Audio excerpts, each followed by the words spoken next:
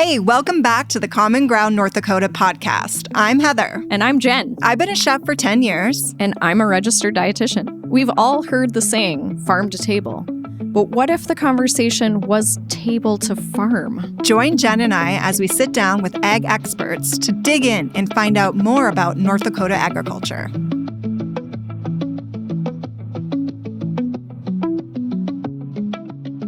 Well, Heather, we're back together again. Welcome back. Yes. It's exciting to be back, right? Yes. So what have you been up to since we last met? We'll talked about corn. Yeah, right? Surviving the snow, I think, like just non-stop snow, which, typically I'm not one to like fall into these like gender roles. Yeah.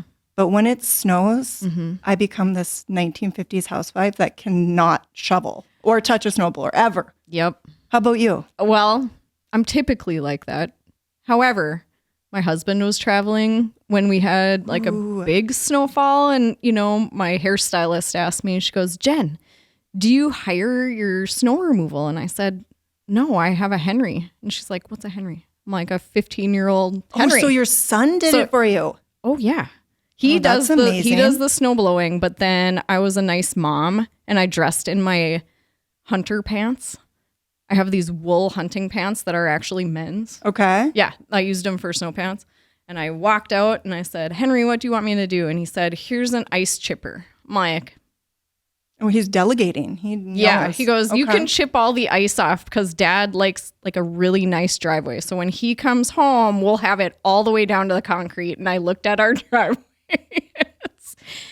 it's not short. That's a lot. I'm like, all right, I can do this. I just committed to fitness again. And I'm like, yes, this is going to be my fitness workout for the... Wow, that's amazing. My arms were so sore that day. Seriously. But you did it. I did it. See, I just wouldn't have left the house. I would have just waited it out. I know. Right? I could have, but I'm like, you know what? I'm a nice mom. I'm going to go help poor little Henry, who's taller than me and stronger than me. I'm like, oh, my poor baby boy. He's out there by himself. Mama's going to come help you. So I did. So I'm glad because we had to cancel our last recording because of the snow. So we're back. We're back in studio and we're here to talk about beans today. Yes. Which I'm thrilled about because I love beans. Me too. Cook with them all the time. I do this thing on Sundays where I do a bean of the week. Oh. So it starts Saturday night where I soak them overnight. Yeah. And then Sundays I cook them off and then I'll just use them throughout the week or whatever. Like throw them in dishes? Oh, yeah. Just like, or I eat them straight up. Nice. Like if, when you get home from work and you're starving, there we go. That's my little appetizer while I'm making dinner. Perfect. And, beans are really high in fiber. Yes. So then you're like not starving. Yes. When you get home, a lot of people, when I work with clients, they're like, oh my gosh, I'm so hungry. Like when I get home, I'm like, well, have your veggies or fruits. Right. But now I can say, hey, have some beans handy. Some beans handy. Yeah, we recommend them a lot as a dietitian because I used to say they're the perfect food. Well, aren't they? They are. They're high in fiber. Yeah. They're a protein source, a carb source, versatile. Lots of nutrition. So, yeah. So I'm going to start suggesting that as a snack. But we have lots of questions. Lots of questions because we know how we like to eat them, but we want to hear about how they're grown. Yeah, we need some expert advice, I would say. Yes. So good thing we have Dylan Karley here to answer all of our questions about beans. Welcome, Dylan. Hey, thank you very much. Glad to be here. Yeah, so tell us about yourself a little bit, Dylan. Like, when did you start farming and kind of what's the story behind you getting into farming and specifically with beans? Yeah, definitely. I grew up in it. My family owns Johnstown Bean Company in North Central Commodities, which I'm the general manager of. Grew up with my grandfather and father growing edible beans. As a young kid, I was used to the international aspect of it too. A lot of edible beans are grown here in North Dakota, but we don't have the biggest population to consume them, so we have to find avenues for it. And then as I came through college and into the practical world, I realized that farming was something I definitely wanted to do, but the food side of it and the production side of it with the edible beans and the international business side is really what drew me into it. Yeah. And that international piece is so interesting because, okay, you were saying your dad, and was it your grandpa that started the business? Yep. They started it in the late 1970s together. So, what was this small town farmer in North Dakota thinking? Were they thinking globally at that point? What got them interested in growing beans? It really just fit well with our climate here, and a few farmers really started to grow them in the region, and then it all kind of snowballed into bringing them down into the southern U.S., where there was a lot more of a Latino population consuming them. They weren't widely consumed around here even at the time. Baked beans hadn't caught on too huge, or a lot of people didn't grow up with them around here. Right. Where now you see them in about everything. You know, you see them in the frozen food aisle. You see them in canned.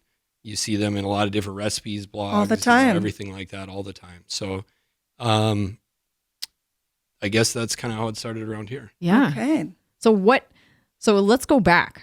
Like, what is an edible bean? For those folks that I know are out there wondering, like, what are they talking about? What's the difference? Like, aren't all beans the same? Like, a bean is a bean. I know when I get asked questions, it's like beans, and I have to say starchy beans, not green beans, starchy beans. But there's differences between those. Can you explain a little bit about what is an edible bean? Yeah, so the industry in particular here in North Dakota would be around dry edible beans, which would be any type of bean that you harvest in a dry state. It's already the finished product. It's already what you would call kind of quote unquote dehydrated, but that's their natural dry down. Okay. As opposed to being harvested in a green state, like green beans, and then flash frozen, anything like that. So, and then differentiated from soybeans, those would be completely non-included, even though some soybeans are non-GMO food grade, used for tofu, used for edamame, things like that. But we're talking in particular about like the pinto beans, black beans, kidney beans, cannellini beans, all different types. And North Dakota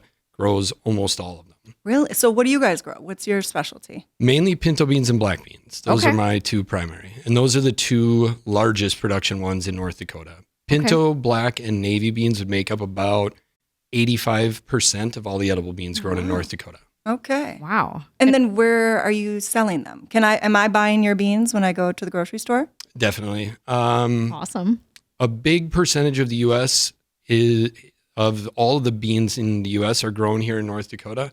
So most of them that are distributed through the U.S., whether it's Walmart, Sam's Club, regular grocery, is all coming from North Dakota. Oh, wow. So you might be going through Sam's Club and find the Members Mark brand pinto beans, and those would be one of my customers that is doing that. But they'd come from all different areas and different farms around North Dakota. Okay. That's exciting. We're feeding the United States and sounds like the world too, huh? Yeah, definitely. And you do a lot of exporting too, you were saying. Yep.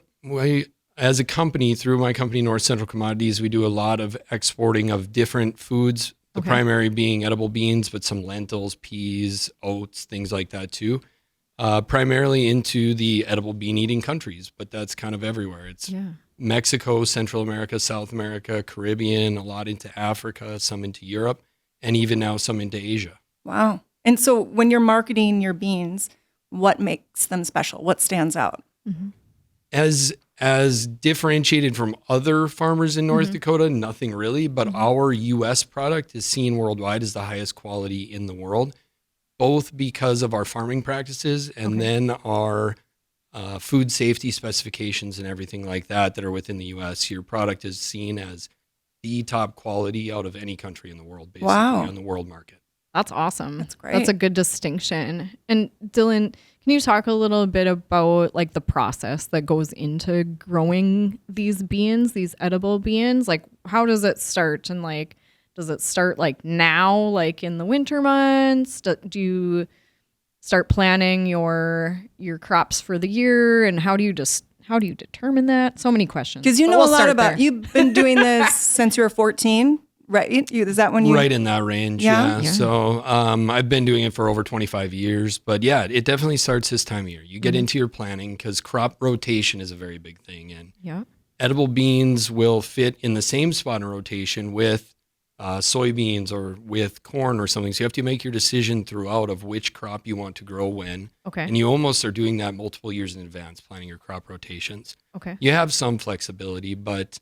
in general, this time of year, that's what you're doing. You're mainly planning. You're lining up the different varieties of seed that you want or the different classes of beans, whether you want to grow more black beans this year because you see that market might be a little better, or maybe more pinto beans this year because there might have been a little bit of a shortage, things like that. Okay. That makes sense. Once you get into that, they're one of the later seeded crops. So most farmers around will go out and plant their corn as early as can. Sugar beets, wheat, soybeans, and then edible beans are one of the last. And the reason is they have a shorter growing season, which pairs up really well with North Dakota.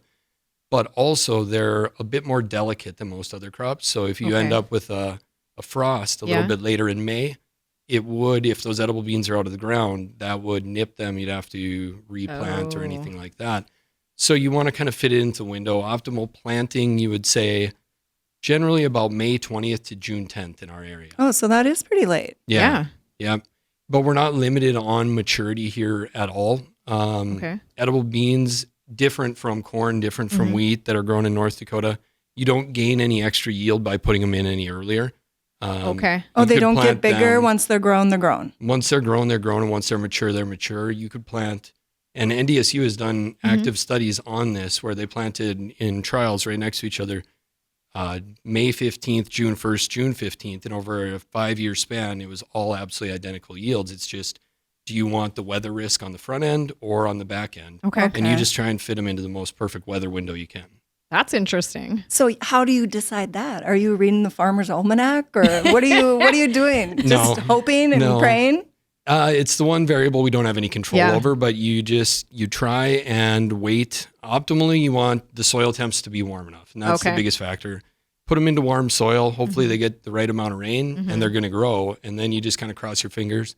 Edible beans in North Dakota are 95% under dryland conditions, non-irrigated. Where a lot of the other states where they're grown out in, say, Nebraska, Colorado, that's almost 100% irrigation because they don't get the rainfall that we get up here. So we don't have the ability, for the most part, to control that variable, but our area is pretty prime for edible bean production. And then once they're done, you just get them out of the ground right away. Yeah. So they will naturally dry down in the field. You'll drive by an edible bean field all summer. It'll be green, look beautiful. And then all of a sudden they start to turn yellow. People will, just a regular consumer driving by might think that looks unhealthy or something, but that's the natural process of the plant drying down. Then you go through and you either cut them, lay them down on the ground, pick them up through a combine and harvest, or what's the most common now is using similar equipment to what you use for soybeans and direct harvesting them straight out of the field. And you have to set up the machines a little different than a lot of other crops. They're a lot more delicate. But when we harvest them, basically what goes into the grain tank on the combine is the finished product. Requires no further processing other than cleaning, sorting. You want to rinse, you want to get little dirt balls out, whatever. But that's the really neat thing about edible beans is when it's done coming out of the field here, it's a finished food product. That's ready so to cool. be cooked. They're just ready to go. I would have thought you would have had to dry them after. But no, I know. They're already... And rinsing them, like rinsing the beans is one of my favorite things. It's like a form of meditation. You got to rinse again, get the clear water. Yep. And that's definitely the case. And once you do that, you pick out any form of material you want. You can basically straight out of the combine, put them in for your overnight soak or cook them in the Instapot or anything like that. And you're basically ready to go right there. The Instapot's my favorite. Yeah, that's a good way to do it. I love it. My family's scared of them. Because they think of like the old fashioned, pressure cookers, and grandma always would tell us, don't go near the pressure cooker. Well, and it does at the end when it starts like to combust a little bit. It's a little scary. But I love it. Do you guys eat a lot of beans at your house or? Yes. Yeah. A lot. Mandatory every meal? Nearly, but a lot, like you were mentioning earlier, snacking when you get home from work. That's honestly one of my favorite things to do is take like a can of refried beans or pre-make some ahead of time. And then as you were talking about portioning them too, I like to make a large pot all at once and then portion it off and you can freeze them and then just pop them out of the freezer. So you even need to do it weekly. Yeah. Well, and there's nothing wrong with canned beans either, right? Like I like them both. I got the dried ones. I got the canned ones. There's room for all beans. Yeah, I have more canned beans on my shelf than most people. Like some people would think I have an issue, but and I grow beans, so I have the ability to just take them and cook them right out. But sometimes the ease of the canned beans or the more consistent product that you get with that can definitely be an advantage. I know. I always explain that it's a good meat extender too. So if you didn't want to just go all vegetarian, you could use it to extend your hamburger. like in tacos. With takami, with like, the black beans, it kind of stretch it out. Gives it a different flavor, and look at all the nutrition value that you get in that, like the fiber for heart health, the folic acid, iron. And there is a lot of protein. You know, people are always talking about getting plant-based their protein. Yep. Absolutely. It's a healthy. And one other great spot for it that they get really underused in the US here is in pastas. It's very common in Europe for, white beans or cannellini beans or anything like that to go into a pasta dish with some vegetables just to boost that fiber and that protein that you're getting out of it. Yeah. Easy. Yeah. I like a white bean pesto sauce that I blend out and then put it over the pasta. Yeah. So it's almost like an Alfredo, but it's healthy. Yeah, you can feel really good about that, right? Yeah. Awesome. So are there any, you mentioned when we were talking through like about some special guidelines that the US follow. So what are those guidelines? What are some examples, I guess? Yeah, so a little bit different from mainstream corn, soybeans, wheat that all fall under USDA. Edible beans falls basically under vegetables, so it falls under the FDA. So all the facilities that handle them are governed by the FDA as opposed to the USDA, which means we're not treated like a grain elevator. We're treated more similar to any food production facility. So, which that makes sense, but that's a little confusing, right? So you're a vegetable? Yeah. Well, it just kind of falls into that. Yeah. And it leads to a lot more paperwork. It leads to a lot more, hassle at times. But bottom line, that also leads to a very uniform governing body over the edible beans that have very strict standards into how our facilities can be. And then the end use product, what kind of grade, what allowances for any discrepancy or anything like that. So it leads to a really uniform product, but just overall, we have very strict guidelines on just how they're handled. On edible beans, it's nowhere near the perhaps food safety risk that you might get on some of the different vegetables because we do have to cook and boil them after. Right. So there is, a pathogen kill point after. So you can think of them as very, very safe no matter what. But it's also just nice to have that peace of mind knowing that all these facilities are very strictly governed too. Yeah, absolutely. And that's one of the reasons why these other countries are looking at your product as such a great product because of the FDA. Exactly. They know what they're getting. They know. I've been involved in the bean trade all over the world, and I do see the product that comes from many other parts of the world where they don't have all of our modern processing and everything like that. And it'll have more foreign material, more damaged beans, maybe more discolored, things like that. So we have very strict standards for that. So you got beautiful beans because of it. Exactly. Right? That's what we go for, the most beautiful beans. Right? So do you sort them? Like up in Johnstown, right? Is where your farm is at. Yep. Do you have a place that once they go out of the field, right? Do you take them somewhere and then do they get cleaned and sorted? And like, what kinds of bags do they go in, or how do you? Where does it go from there? So besides my farming operation, then I've got Johnstown Bean Company, which we would be that receiver of the beans. We'll receive from several hundred different growers at our different facilities around North Dakota. And they do exactly that. They go into cold storage. Then throughout the year, we pull them out, run them through cleaners. They'll run through air sieve machines, gravity machines, different things there to get all the dirt, get any foreign material, any sticks, pods, things like that out to be the cleanliness of bean that you'll find on a store shelf. And then at those major companies in North Dakota that do that, there's many other ones alternative to mine. We will generally package down to roughly 50-pound bags. There aren't very many small packaging ones in North Dakota.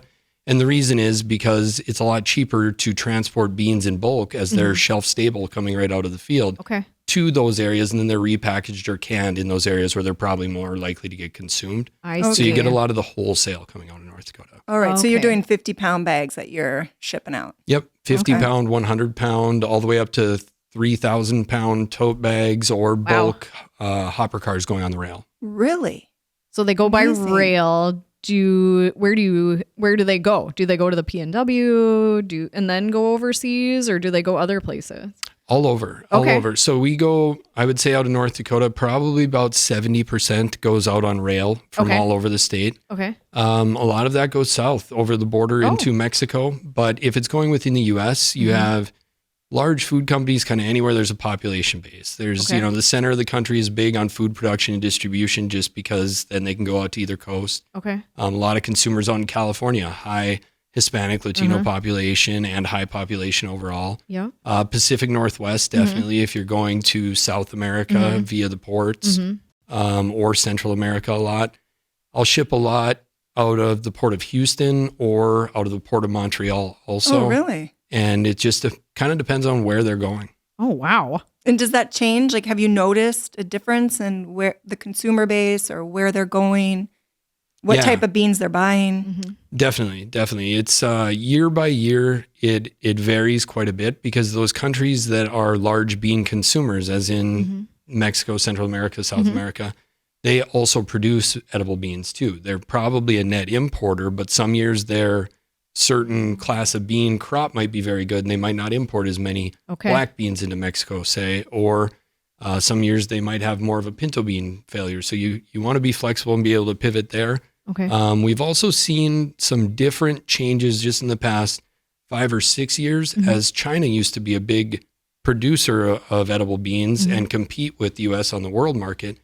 But in the past several years, they've converted a lot of that edible bean production over to soybeans as meat became a big driver within their country. Okay. And now we see a lot more going out of Pacific Northwest over towards Asia, whether it's different red beans, black beans, things like that, kind of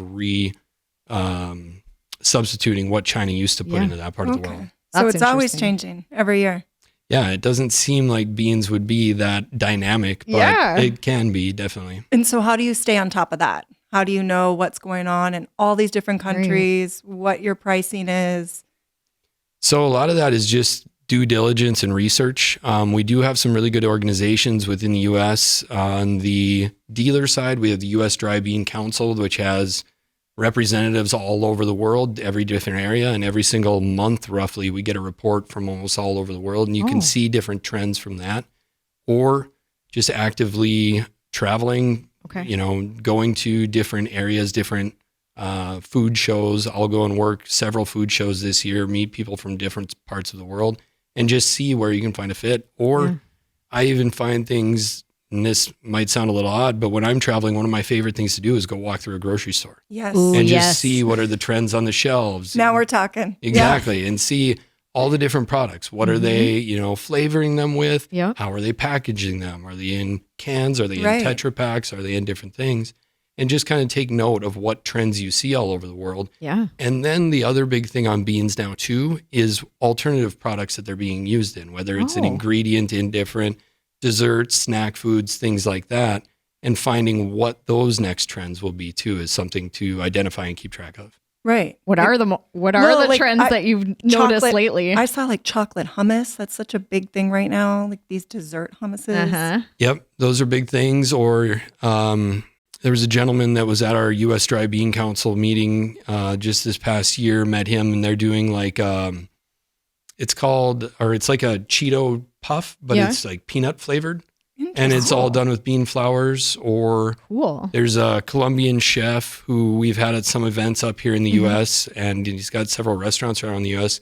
that does a lot with chocolates and beans. Yes. His son, when he was born, this chef in particular, did not really care for the gluten-free world, but his son was celiac from the day he was born. So he kind of taught himself through the very chefy ways of how to make elegant desserts using beans to be gluten-free. And now I've eaten some of the dishes that he has, and they are absolutely world-class. Yum. Brilliant. I think of black bean brownies. Have you ever had those? Those are good. Delicious. And nobody even knows. It's kind of like Yeah. sneaky chef.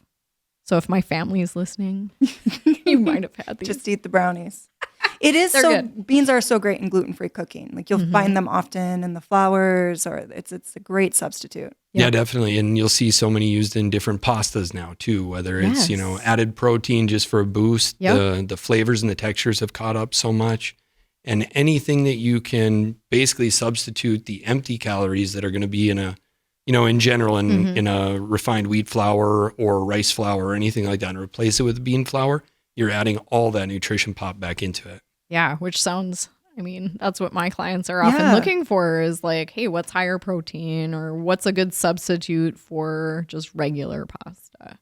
absolutely. I went to the grocery store the other day, speaking of that, and like all the pasta was gone. It was weird. So then I actually grabbed beans. I was because I was thinking about this first of all, and I'm like, well, no pasta. I guess I'm going to have beans. Like, so I picked up some because soup is kind of one of my favorites too. And it's easy. I think a lot of people are intimidated by like dry beans, right? Do you ever get that, Heather? I do, but I feel like once you do it one time, yes, you feel like a superhero because it's like you took this product and you turned it into something edible and then right. And it's so good for you and easy, nutritious. Like Dylan, you were saying, it goes with a ton of different foods. Like you can blend it with tacos, you can put it with pasta, you can eat them plain. I mean, there's so many ways that you can incorporate these. I think you just have to try it, right?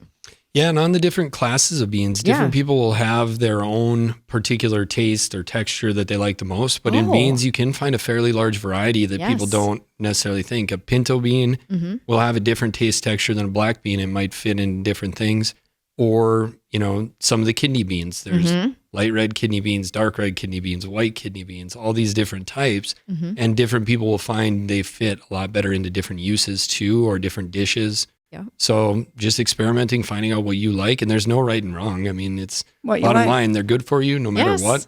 So the more you use them in your diet and the more you experiment with them, you're going to find something you like. Yeah, absolutely. Variety is key. I feel like it's the spice of life. Well, and I do think people are embracing beans, right? Like maybe years ago they had this, bad rap maybe, but now people eat them all the time. I think it's very common to see them on menus in restaurants and in homes. Do you think that's just a newer thing, or is it the nutritional value, or what do you relate that to?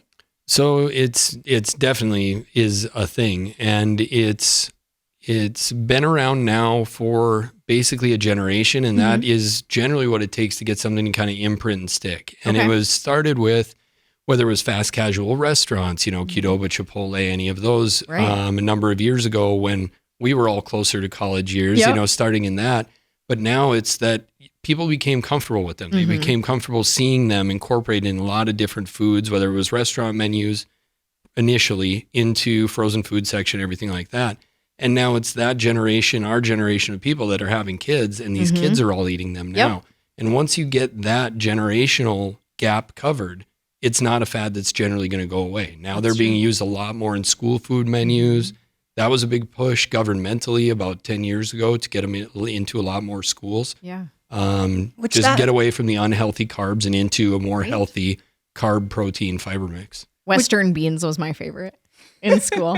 I'm like, yes, Western beans. Thinking of school lunches, well, in general too, we haven't talked about the price point. Beans are reasonably priced. I love them. They are. You can buy a big bag of beans for $2. Absolutely. And I mean, fact of the matter, and I know that's one thing we'll circle into down here too, is talking about where to get them in North Dakota. You can go straight to the farmer or straight to, like mine, the bean company, where you get them all pre-cleaned, and you can even find them in North Dakota if you're willing to buy in bulk. Right. For way cheaper. Dylan, when can I go there? I know, right? Can I just follow you home? We're open 7 to 4 or 5 days a week. What are your hours? Oh, that's great to know. So we can go and pick up a big bag of beans straight from you guys. Yeah, in general, if you call ahead, many of the other bean companies around the state will do it too, but we do have quite a few people that'll come and buy 1 or 2, 4 or 5 50-pound bags, and then they're shelf stable. They're good for a couple of years in your pantry. Wow. And you just store them nice and cool, dry place. And, go and grab a cup when you want to use them. And they aren't going to spoil. There's nothing wrong with it whatsoever. Do you want to split a bag of beans, Jenn? I know. I think so. Our eyes are lighting up for our listeners. We're like, Oh, that's so great to know. I love it. Yeah. So we can get them at the grocery store. We can get them from the farmer. Can we grow them at home in a garden? How hard are they to grow? Easy to grow, especially in our climate. The only thing I would say is if you're growing them in a garden, they tend to use a lot less water than a lot of the vegetables. So a lot of people can get into an overwatering and then cause, some fungal disease or things like that. The only caveat is they do take quite a bit of area. So if you want any significant amount of dry beans at the end of your garden year, it might not be the best use of space. I see. You might just want to call me and buy a 50-pound bag. Right. Okay. You could produce at the size of this table here that we have, a 12 by 5 spot. Yeah. And you might produce 20 pounds, 30 pounds of beans, which that can be a lot for somebody, but this is a big space of a garden too. Right. So You got to have real estate, let's say. We'll leave it to the experts. Yeah, I think so. Yeah. Yep. I'll just grow my green beans and call her good. Yes. So Any like specialty variety beans that, because I see the cranberry beans. I see all these different types of beans. It's a great bean. Oh. Are you thinking about growing anything like that? Or are you sticking to the pintos, the blacks? So I do mainly stick to the pinto beans and black beans, and a lot of that is because that's where my main market is on my bean company side. But some of those heirloom varieties that they do have around the country are quite phenomenal, and you'll find some very different tastes and textures for edible beans on those. The only kind of more specialty that I would say I have here, but that's been a big boost to North Dakota as a whole on the edible bean growing, is a few years ago they came out with a pinto bean that is slower darkening. They're a brighter white color, and they also don't change into a more brown color as quickly. Really? And that's been a big advantage for our farmers here in North Dakota, because a lot of our beans go to warmer climates, more humid climates, and they tend to discolor faster. They're not genetically modified, as no edible beans are GMO whatsoever, but they were bred to have a gene in them that just allows for this naturally. And also, incidentally, they cook a little bit faster than regular pinto beans too. So that is one specialty we have here that has brought dollars back to the U.S. or the North Dakota growers because of now our competitive advantage color-wise. But also in those countries where cooking time can be a significant barrier and the cost of energy, whether it's, a poorer part in Mexico or something like that, that faster cooking time can be an advantage for those consumers there too. And it can be significant. It can be up to like 25% shorter cooking time. Wow, that's amazing. Huh. And that's just a pinto bean. Does it have a special name? There's several different varieties, but in particular, if you're interested in those, it's called slow darkening pinto beans. Slow darkening pinto beans. Okay. And it affects the cooking time. Who would have thought? They have a little thinner seed coat, so they uptake the water faster, maybe less of a soak or less of a cook. Wow. Okay. Mm-hmm. All right. That's cool. I would have never thought of that. Good thing you told us. There's an option. Good thing you told us about that. Okay. What other bean questions can we think of, Heather? We've asked about recipes. We talked about world travel. We talked about how they come from the field, if we can grow them, varieties. So I think, globally, beans have been so accepted. Do you think locally we're accepting of beans here? When you say you're a bean farmer, do people look at you like you're crazy, or they look at you like, oh, cool, edible beans? Around here, everybody's gotten very used to it. But anecdotally, my mom had a good story of when my grandfather started growing them back in, this would have been the mid 70s. And she had gone to the field, and he handed her a sample and asked her to bring these, to X elevator to get moisture tested. And she said, well, what are these? Like, they had never grown up eating edible beans, had hardly ever even seen them. And that was only in like the 1970s around here, where it was almost a foreign product that nobody really consumed around here. So yeah, we might not be one of the highest because we don't have a high traditional Hispanic Latino population here, but our consumers as a whole have really gotten behind them. And you do see a lot of edible beans being consumed by, the general public around here now. Wow. Yeah, because that's not that long ago. No. Well, and I wonder, because in the 1970s, your grandfather decided to go for it. What made him think, I'm going to get into beans? Was it just to diversify, or? He had seen some others around doing it, so he started to grow them himself. Where the light bulb really came on is he was traveling through Texas, and he was in a grocery store in San Antonio, Texas, and saw just their bulk produce section had a big pile of beans, and people could scoop them out by the pound and go and buy them. And he went and found the manager of the store and said, well, can I grow beans and bring them down to you? And sure enough, the next year he just filled up a single axle truck and headed down Highway 81 all the way to Texas and dumped them in the back of a grocery store warehouse. And really? started the business from there. Wow. And then it just kind of snowballed. Eventually we had a bean company. Eventually we had an exporting company. Wow. And it's kind of grown around it. And it started from one idea. See, the grocery store thing. Ding, ding, ding. That's why you're going into grocery stores, looking around. That's how it all started. Exactly. Yeah. Wow. So amazing. Right? I just want to go to the grocery store now and like poke around and just see what's new. I'd love to do that when I travel, is go to the different grocery stores in the area because they're all different, right? Well, yeah. If I'm traveling and you're getting a present, it's from a grocery store.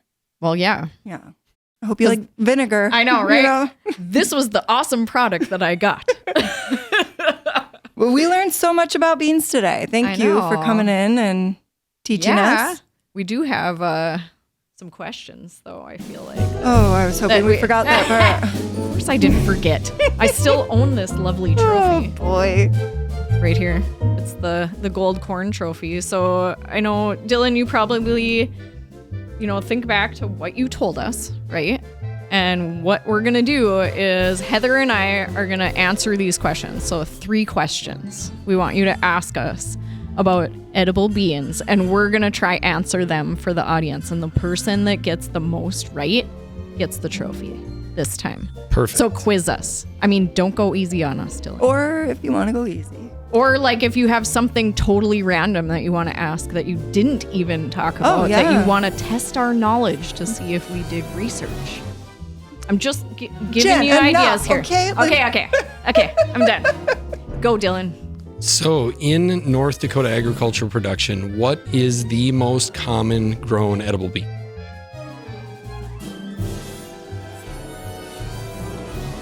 I'm going with pinto. That's what I had too. Pinto. You both got it correct. Yes, Ding, it's ding, ding. pinto beans. And so Pinto what beans. percentage is the pinto bean? Basically, of all the pinto beans grown in the U.S., North Dakota grows roughly 65 to 70% of all of the pinto beans in the country. Oh, wow. And then of North Dakota beans, it ends up being about half to just over half of all the edible beans in the state. Wow. That's a lot. That's a lot. We were paying attention. Yes. Good job, us. Okay, question 2. Of all of the different types of beans, between pinto, black, kidney, navy, all of it, what is the only single one that the domestic consumption in the U.S. has gone up in the past 10 years? It's okay if you don't know it, Jen. Oh, Heather wants the trophy really badly. Black beans. Black beans. Okay, you guys both got it. Yes, it's black beans. Black. I Black read about beans. that. It's going up. It's a Yeah. popular bean. So as a whole, edible bean consumption in the U.S. has dropped off of all the other classes roughly 10% over 10 years. It's roughly 1% a year, and that's just shifting, away from traditional, and that's the Hispanic population mainly that was eating that. Black beans has actually gone up almost 25% in the same span. Wow. And that's where, like we were talking about, using them in a lot different areas, seeing them in a lot more frozen foods, having them in the fast casual restaurants has really kind of exploded on that. And then they're really accessible. You can use them in a ton of different dishes. Kids love them. Right. So that's been really popular. I like black bean salsa. I love black bean burgers. I keep talking about all these like recipes. I'm getting hungry talking about I feel beans. like black beans are a good beginner bean, right? They are. Like They just are. start with your black bean. Yes. Well, and no matter how you cook them, you can't get the color wrong. So, Right. I mean, that Can't mess it can up. be important Can't too. mess it up, Good people. point. Yep. Awesome. So, all right, Dylan. Okay. Final question. Here we go. This will probably be the tiebreaker. We're not sharing the trophy, are we? I'll We make just this keep one. going. I'll make this one a little more difficult Okay, to okay. see who can get it, and then maybe you'll have to see who gets it first. Ooh. Oh, what? Ooh. Which Time. country in the gosh. world is the largest consumer of beans in the entire world? And then secondly, in that, they are also, as a hint, the largest producer. So I'm thinking South America, but I totally know that's wrong. It's not even a country. Totally wrong. Okay, I'll give you a hint. It is in there, Okay. Oh, and it starts with a B. Got it. yes. Did you say Brazil? Finally. We got a winner. Okay, I thought about it, and then I was too slow. We had lots of good guesses there. I'm We did. sweating. That Hand me was- the trophy. That was fun. Oh, fine. There you go. Oh, this is a memorable podcast. I know, it so was. So, Heather, you can go ahead and write your name on the trophy, but don't get used to it because next podcast, we're going to be talking with Megan Myrdal, right? From Little Free Garden and Foods of the North. Right. So she'll have some good info for us too. I know, and I'm going to win back the trophy. Lots of competition around here. I know. We appreciate you coming in, sharing all you know about beans, letting us know we can purchase in bulk. I mean, we had just a wealth of knowledge. Yes, thank you so much. Well, thanks for having me. Yeah. Glad to share and good luck with everything you're doing. Thanks. Yes, we're excited to join you again. So thanks for joining us. You can tune in online. Tune in online. You can head to the website. We want to know your questions. So reach out, tell us what you want to know, and we'll find out. Awesome. Until next time. Bye. Thanks for tuning in to the Common Ground North Dakota podcast. Make sure to follow us on social media and subscribe to our YouTube channel. Most importantly, send us your questions about North Dakota agriculture by visiting our website. You might win a prize. We'll see you in the next episode of the Common Ground North Dakota podcast.